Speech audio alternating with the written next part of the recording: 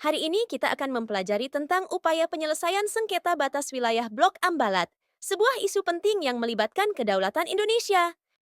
Kita akan belajar memahami langkah-langkah yang telah dilakukan pemerintah, serta bagaimana kita dapat mendukungnya sebagai wujud cinta kepada Negara Kesatuan Republik Indonesia. Blok Ambalat adalah wilayah perairan yang terletak di perbatasan antara Indonesia dan Malaysia, tepatnya di Laut Sulawesi. Wilayah ini menjadi perhatian internasional karena potensi sumber daya alamnya, terutama minyak dan gas bumi. Sengketa Blok Ambalat bermula dari klaim yang tumpang tindih antara Indonesia dan Malaysia, yang sama-sama mengklaim kedaulatan atas wilayah ini. Langkah-langkah penyelesaian sengketa batas wilayah Blok Ambalat oleh pemerintah Indonesia. Pertama, perundingan bilateral. Langkah ini memberi kesempatan kepada masing-masing negara untuk menyampaikan argumentasinya terhadap wilayah yang dipersengketakan. Namun bagaimana jika belum mencapai kesepakatan damai? Indonesia sudah pasti akan menggunakan pasal 47 UN Clause 1982 sebagai negara kepulauan dan dapat menarik garis di pulau terluarnya sebagai patokan untuk garis batas wilayah kedaulatannya. Sementara Malaysia kemungkinan besar akan menggunakan argumen peta 979. Kedua, menetapkan wilayah yang disengketakan sebagai status quo dalam kurun waktu tertentu. Langkah ini sebagai tindak lanjut jika cara pertama gagal, sehingga diperlukan cooling down antara kedua belah pihak. Pada tahap ini, Blok Ambalat dimungkinkan sebagai tempat untuk melakukan eksplorasi, sehingga timbul rasa saling percaya kedua belah pihak. Confidence building measures. Ketiga, jika langkah pertama dan kedua masih gagal, perlu memanfaatkan ASEAN sebagai organisasi regional melalui High Council, sebagaimana disebutkan dalam Treaty of Amity and Cooperation, yang pernah digagas dalam Deklarasi Bali 1976. Keempat, jika langkah ketiga masih gagal, jalan terakhir dari penyelesaian sengketa ini adalah dengan membawanya ke Mahkamah Internasional (MI). Indonesia mungkin saja trauma karena pernah kalah hingga menyebabkan lepasnya Pulau Sipadan dan Ligitan. Namun dalam kasus Blok Ambalat dan juga wilayah-wilayah lain, jika memang Indonesia mampu menunjukkan bukti-bukti yuridis serta fakta lain yang valid atau kuat, tentu tidaklah mustahil Indonesia akan memenangkannya. Strategi keamanan dan pertahanan nasional di laut.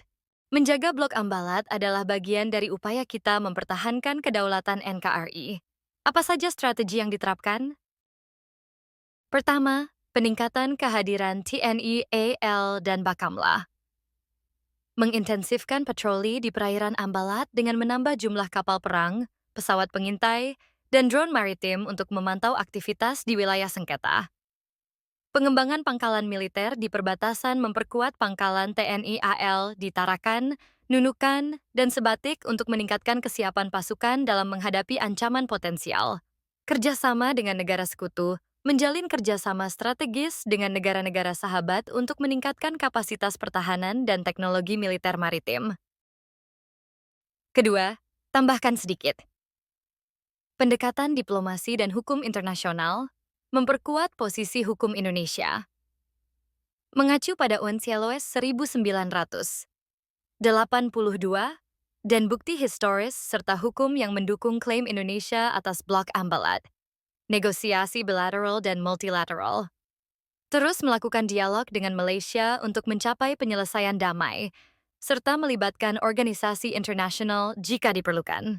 Kampanye internasional meningkatkan diplomasi publik dengan menyuarakan klaim Indonesia melalui forum internasional, media, dan akademisi.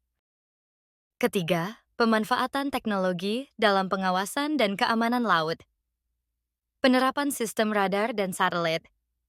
Memanfaatkan teknologi satelit dan radar maritim untuk memantau aktivitas kapal asing di sekitar Blok Ambalat secara real-time.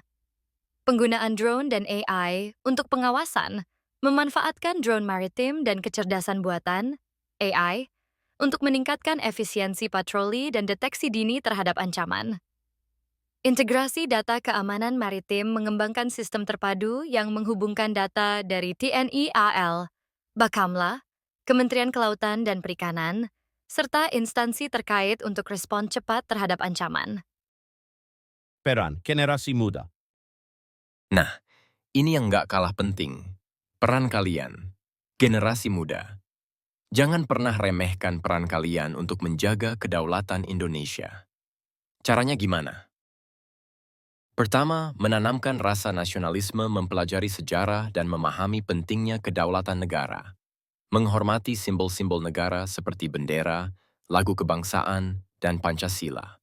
Kedua, menguasai ilmu dan teknologi, mengembangkan keterampilan di bidang teknologi untuk mendukung pertahanan negara.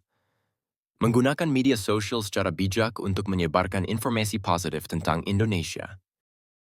Ketiga, berpartisipasi dalam diplomasi dan advokasi, mengikuti kegiatan kepemudaan yang berfokus pada hubungan internasional. Mendukung kebijakan pemerintah yang memperkuat posisi Indonesia dalam sengketa perbatasan. Keempat, mendukung pertahanan negara, mengikuti program bela negara dan komponen cadangan.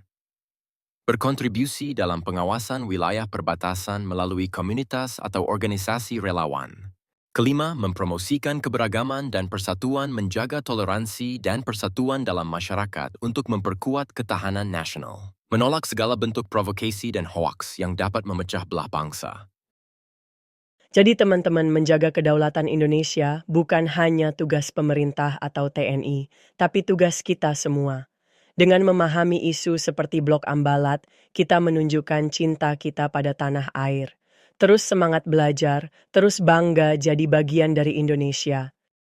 Jadi kesimpulannya adalah, untuk menjaga keamanan dan mempertahankan kedaulatan Indonesia atas Blok Ambalat, strategi yang diterapkan harus mencakup aspek militer, diplomasi, teknologi, ekonomi, serta keterlibatan masyarakat dan generasi muda. Dengan pendekatan yang komprehensif ini, Indonesia dapat memastikan bahwa Blok Ambalat tetap berada dalam kedaulatan nasional dan terhindar dari konflik yang merugikan.